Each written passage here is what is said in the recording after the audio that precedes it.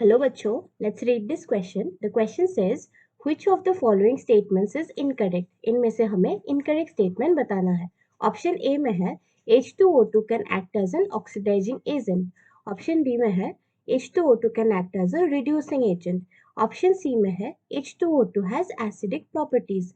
और Option D में है H2O2 has basic properties. इस question का key concept है properties of H2O2. H2O2 के इन प्रॉपर्टीज में से कौन सी प्रॉपर्टीज सही है और कौन सा एक प्रॉपर्टी है जो इनकरेक्ट है, हमें वो बताना है. पहले ऑप्शन में दिया गया है कि H2O2 can act as an oxidising agent. H2O2 जो है it can act as both oxidising and reducing agent. ये H2O2 यानी कि हाइड्रोजन पेरोक्साइड जो है ये ऑक्सीडाइजिंग एजेंट के साथ एजेंट जैसा भी काम कर सकता है और it can act as a reducing agent also and reducing agent. Oxidising agent का मतलब होता है जो खुद रिड्यूस हो जाता है, यानी कि itself reduces and oxidises others. खुद रिड्यूस होता है और दूसरों को ऑक्सीडाइज करता है. तो रिएक्शन में अगर हमें ऑक्सीडाइजिंग एजेंट मिलेगा तो वो खुद रिड्यूस होगा और दूसरे स्पीसीज को ऑक्सीडाइज करेगा, oxidises.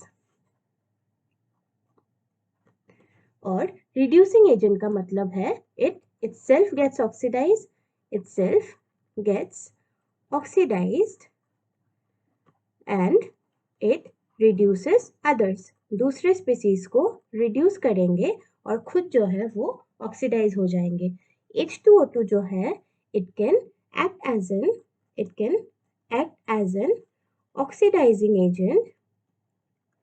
It can act as an oxidizing agent by itself getting reduced to H2O. It can act as an oxidizing agent by itself getting reduced to H2O.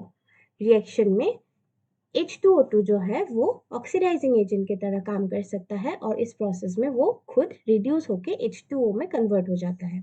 Similarly it can act as a reducing agent by itself getting converted to O2, itself getting oxidized to O2. H2O2 can act as a reducing agent, दूसरों को reduce करेगा जिसका मतलब है वो खुद oxidise होके O2 बन सकता है. Reducing agent by itself getting oxidised to O2. So H2O2 हमारा जो है वो बोथ ऑक्सीडाइजिंग एजेंट भी है और रिड्यूसिंग एजेंट भी है. तो ऑप्शन ए और बी जो है दोनों ही करेक्ट है. अब देखते हैं ऑप्शन सी को. ऑप्शन सी में दिया है कि H2O2 has acidic properties.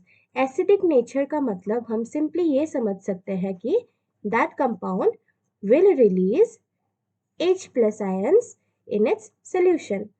Ions in its solution.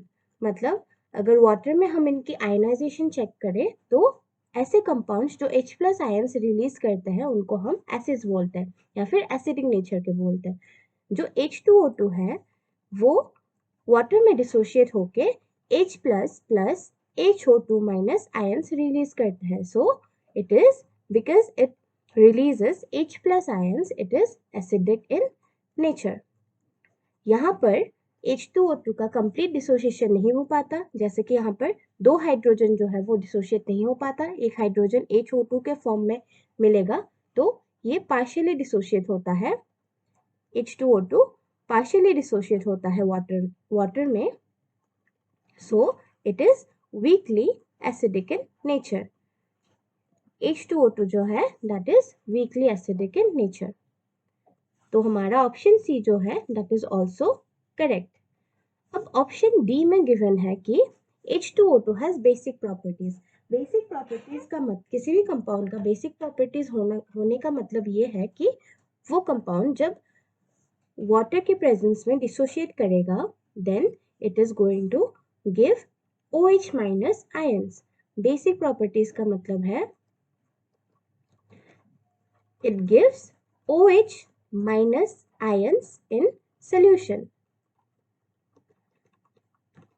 लेकिन हमारा जो H2O2 है, it cannot give या फिर it does not give OH minus in solution. ये dissociate होके OH minus ions नहीं दे सकता. It can only give H plus ion. It gives some amount of H plus ions. So it is weakly acidic in nature. तो इनमें से options में अगर हम देखें तो इनमें से ऑप्शन ए, बी और सी करेक्ट है. ऑप्शन डी जो है H2O2 has basic properties, this is the incorrect option. तो your correct answer जिसमें incorrect option पूछा गया है, your correct answer will be option D. I hope आपको समझ आ गया हो. Best of luck.